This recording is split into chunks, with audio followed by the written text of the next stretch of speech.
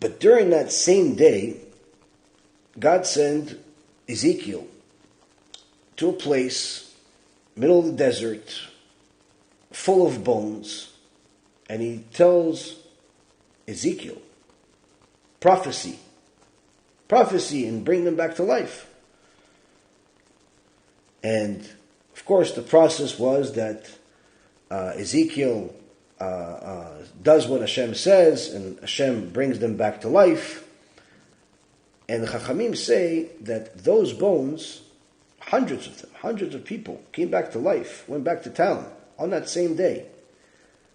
That the whole scene happened with Hananiah, Mishael, and Azariah.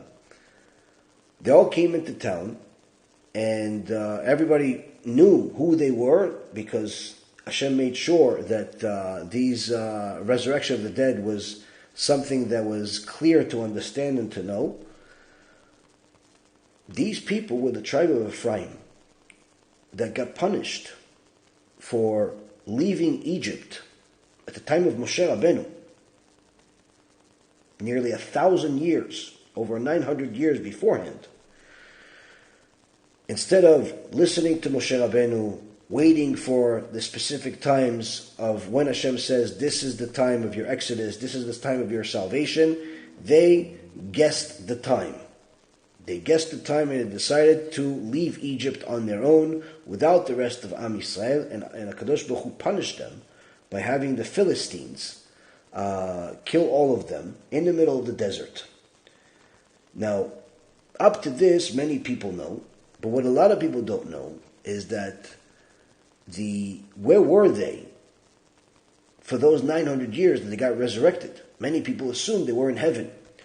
But Rabbi Yehuda Aftaya, one of the great Kabbalists in the last 100 years, who I had the merit to meet and pray with his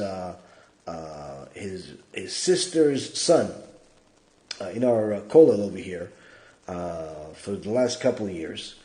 And he, told us some stories about Rabbi Yehuda Aftaya.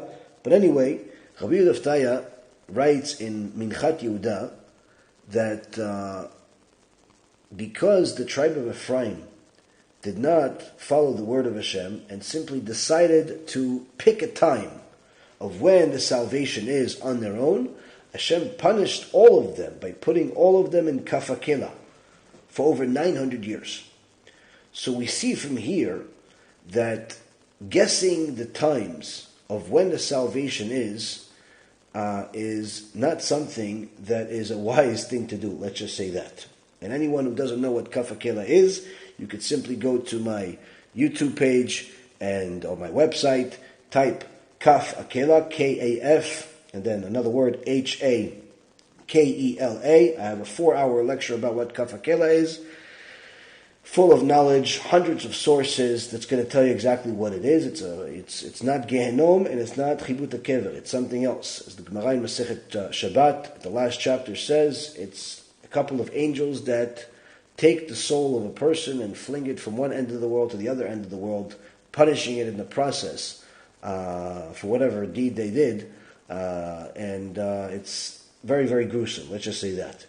Now, for them to go to Kafakila for 900 years for guessing the time seems like a overkill.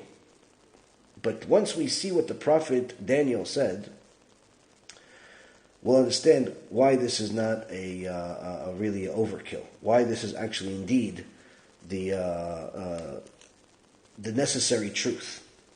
Now, in chapter 10 and 11 of the book of Daniel,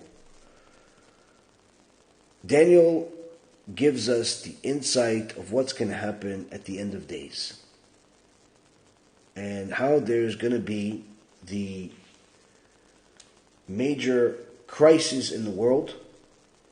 And then at the end of chapter 11,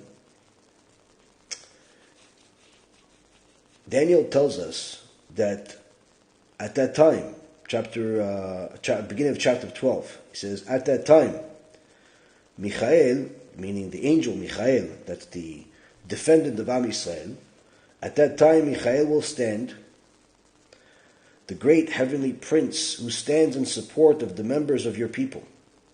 And there will be a time of trouble such as there had never been since there was a nation until that time. Meaning that the end of days, before Mashiach arrives, is going to be the worst possible times that Am Yisrael has ever had. Now, what does that mean, has ever had, since it became a nation? That literally means worse than anything else we can possibly imagine. Worse than the Holocaust, worse than Egypt, worse than the Spanish Inquisition, worse than anything else. This is really what's happening here. This is what he's telling us, that heat, that fire, that